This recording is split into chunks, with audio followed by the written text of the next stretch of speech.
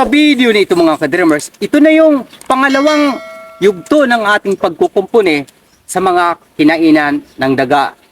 Yung bunga ng niyog na napeste po ng daga na hindi na po natin napapakinabangan. Ito yung 29 na puno ng niyog na ang nalagas po mga ka-dreamers. Tinatayang nasa 1,300 piraso po ng bunga ng niyog. Sana nagiging kopra po ito. Pero hindi po natin masisisi yung lugar na ito dahil sa napabayaan po ito ng lubusan na talagang hindi po siya nalinis. Yung damo rito, 7 tupi din. Hanggang balikat. Ganong kakapal yung damo rito. Pero ngayon dahil sa nalinis na natin, bahagya, dandahan. Ang susunod natin dito ay pagsasarol na. At bala ko nga, talagang linisin tong buong 3 hektarya yung niyog dito na 300 plus na puno ay per puno linisin natin. Kaya lang medyo malaki pera kailanganin bago natin tuluyang malinis per puno. At ngayon, ito muna yung ating gagawin. Dahil sa napagtagumpayan na natin, ito na ngayon, sisindihan na natin. Hahatulan na natin to ng naglagablab na apoy nang hindi na po makikita ng mga daga yung kanilang nasalanta na bunga ng mga niyog.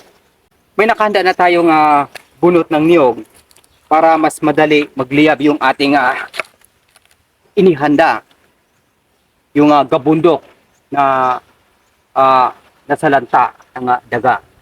Gumamit po tayo ng pansit ng guma nang mas madali po natin pagliyabin ito mga ka-dreamers. At nilagyan din natin ng panggatong sa ilalim. Pangyari na yung kabila.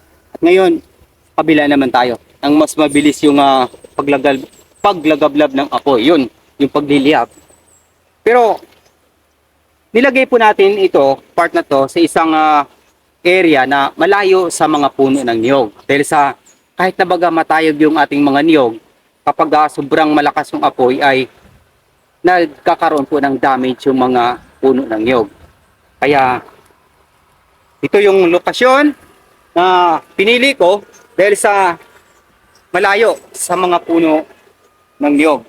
Ayan ang mga ka-dreamers, nasindihan na po natin yung magkabilaan.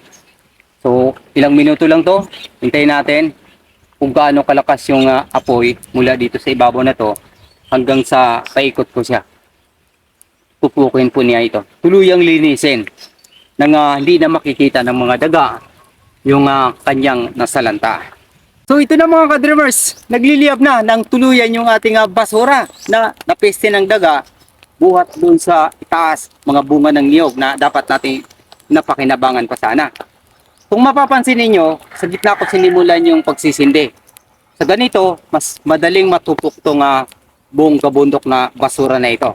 Kaya sana suportahan niyo po yung aking mga videos tungkol sa local farmers in reality scene. Dahil ito yung mga pamaraan na ginagawa namin pangkaraniwang ginagawa ng ordinaryong magsasaka kapag wala tayong machinery, yung katuwang natin, manpulling. So sa akin ginagawa ko dito dahil sa wala po tayong kalabaw ay mano-mano po, manual. Yung ating lagaraw, yun sa Cebuano terminology, yung crate, yung sarul, yun yung ginagamit natin dito para ma-cultivate yung buong ground na ito. Kaya tulungan nyo po kami, paki-share, like, panoorin nyo po ng buo yung aking videos nang makatulong po kayo sa aking mga ginagawa, sa aking mga videos. May awa ang Diyos, sana ma-monetize na po tayo sa hinaharap. Kaya kung baguhan ka pa sa aking YouTube channel, Dreams Visions TV, maaari niyo po akong tulungan sa pamamagitan ng iyong pag-follow at pag-subscribe. At sa hinaharap, sa aking mga pangitaing panaginip ayon sa Biblia, mga tanda at kababalaghan bago ang dakilang araw ng Panginoong Jesucristo. Hanggang sa muli, maraming salamat sa pakikinig at pag-subscribe. Papuri sa Diyos, sa ngalan ng Ama, ng Anak at ng Espiritu Santo. Amen. God bless. Thank you Lord. Dito na.